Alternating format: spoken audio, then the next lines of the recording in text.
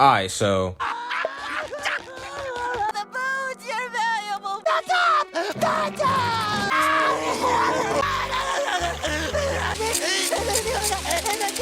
yeah, SpongeBob gotta get checked out. This man is the epitome of sadness. It's like every time I see this nigga, he's crying for some reason. But in all honesty, I feel like I could pin most of that blame onto the citizens of Bikini Bottom. It's like they were always doing some dumb shit for this man to end up crying. Especially this fish right here. That thing's green.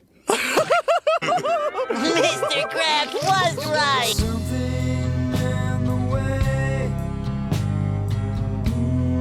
But you know, I think it also comes from his friend group too. With Mr. Krabs being an overbearing boss, only caring about the well-being of his money. You just got Squidward doing, you know, obvious regular Squidward shit. Sandy be beating his ass on a daily basis too when they be doing karate. Seems like every time he finds an oasis, he ends up crying again. While these niggas apparently just get to live in happiness. And you know what? Let's go over every single time that y'all had my man SpongeBob messed up. And the first example, the dime situation. So it's another average day in the Krusty Krab. Squidward counting the quarters that Mr. Krabs pays him, SpongeBob mopping, and Mr. Krabs is missing one of his most prized possessions. So you know how people get when they start losing shit, they start accusing people of stealing. And this is exactly what happens to Squidward because Mr. Krabs swears that Squidward stole his old ass dime. I want to see empty suction cups. Here. Mr. Krabs. As a grown-ass man, how are you gonna let that slide? You got kids to look after. So Squidward storms out the Krusty Krab as a sign of his formal resignation. And he tells SpongeBob that the next time that he sees him, he's gonna be rich and famous. Spare change, ma'am. So SpongeBob finds Squidward down bad on his luck on the street. But it's okay because at least he still has his box. Please. Nowhere.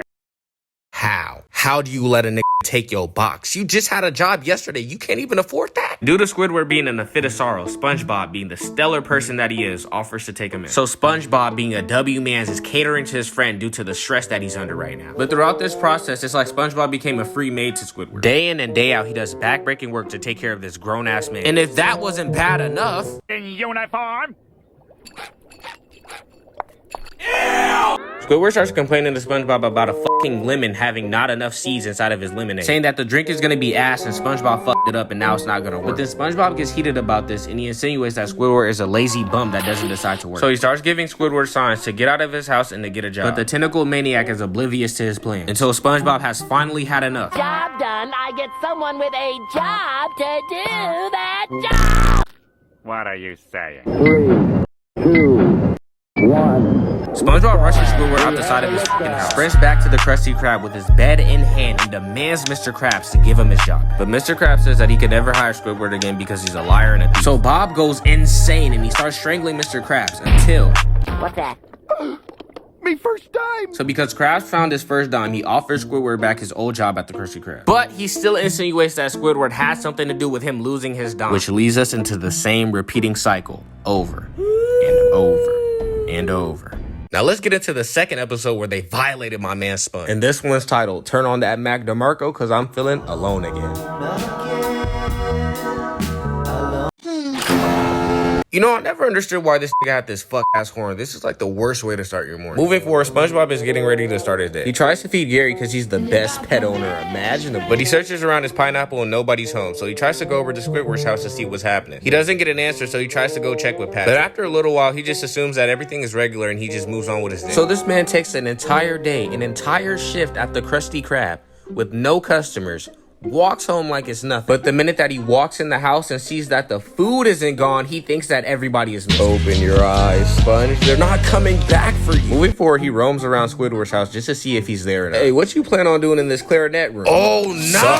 So he runs out Squidward's house to see if Patrick is still in his house, and lo and behold, Patrick is not underneath his rock. Then he goes to every single house in Bikini Bottom until he realizes that he's finally all alone. Poor Bob, he never deserved that. But knowing the type of individual that SpongeBob is, he tries to make it better any way that he can. So then he starts playing every single person's role in Bikini Bottom, from Mr. Krabs to the dude that orders at the register, to Squidward taking the orders. Then he got a little fake Bob working on the stove in the back. He even went out his way to make a fake Patrick.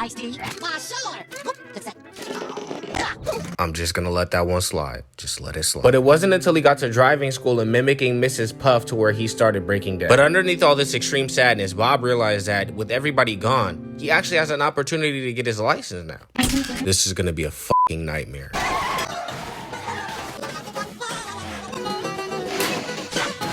The fuck Did it get on the side of the house though? So SpongeBob wakes up from this nightmare with the car next to him in his bed. Then of course they become best friends together, taking showers, eating breakfast, catching jellyfish, going to work, using his tires to put patties on the grill. Just seems like your average day in Bikini Bottom. But SpongeBob gives one of the patties to his new car friend and he spits it out. Moving forward, he goes back home with his new whip. But SpongeBob walks away for a moment to get something out of the closet. But then it's revealed to us that it's a Patrick made out of Krabby Patty. Moving forward, SpongeBob starts hallucinating and avoiding his new boat. But when he thinks the coast is clear to pop out, his boat spins back on. And everywhere he goes, it's like the boat is following him. But now since he fears for his life, he takes one of the axes out of the movie theater. But thankfully, before he could use it on something, all of the people of Bikini Bottom return. Mr. Krabs tells him that they all needed a SpongeBob free day. Even his day one man's Patrick switched up on him. Look at the disrespect. Oh, glad you had fun. Then they rubbed salt in the wound by saying that they burned a statue of him and stomped on the ashes. Wow, a whole day dedicated to me.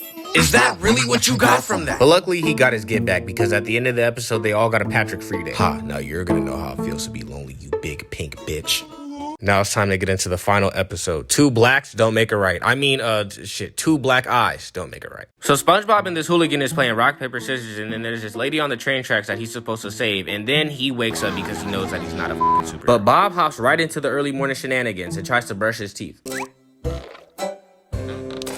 Did this nigga just deflate? So he goes into the cabinet to grab something and he comes back with a wrench. And instead of using it to open the cap, he smacks it on the bottle and he pokes himself in the eye with the cap. But seeing as there's nothing to worry about, he walks back to his room. God damn, that's a shiner if I've ever seen one. So Bob cries from embarrassment and he tries to avoid people the entire day, which falls flat pretty quickly because Patrick pops up to his crib. He sees his eye, so SpongeBob has to make up a lie about what happened to his black eye. This is when SpongeBob goes into a frivolous lie about how he fought a dude and beat his ass doing karate. Well, see you later, buddy. Here goes a real hero. So SpongeBob runs into Sandy, and they go through kind of the same ordeal. But this time, SpongeBob gives a more detailed description of how his attacker looked like. And this time saying after he beat his ass, he picked up a cup to drink his tears, but poked his eye on the straw when he went down to drink. Moving forward, SpongeBob starts walking around Bikini Bottom like he's the authority figure of harassing poor customers while they're trying to eat their Krabby Patties. Then he walks up to the register where Squidward's at, grabs the mic, and then proceeds to start popping his shit to everyone in the restaurant. It was me. I said it. The fuck? So he goes on about how he be beating niggas up, and then they ask him for a description of how he looks. He gives it to him, and then surprisingly, the dude is real. So Bob gets on his hands and knees and begs the man not to kill him, and goes back home, comes back to the Krusty Krab to tell him exactly how he got a black eye. Then after showing him exactly how he got the black eye, he ends up having another one. But it turns out the man wasn't even here for smoke. He just was here because he wanted a Krabby Patty. You're waiting. But lastly, after he spills the food on the man, they gotta settle it like real men. That was the most bitch way to settle that. If somebody threw a Krabby Patty at me, we would have been throwing hands. But yeah, that's the end of the episode, and I feel like SpongeBob really needs a therapist or some shit. It has never been natural to cry this much at all. I'm telling you, it's really gotta be the people that he hangs around that makes him not happy. Anyways, if you liked the video, please hit the like button and share the video. And without further ado, I'm gonna end it here. See y'all later.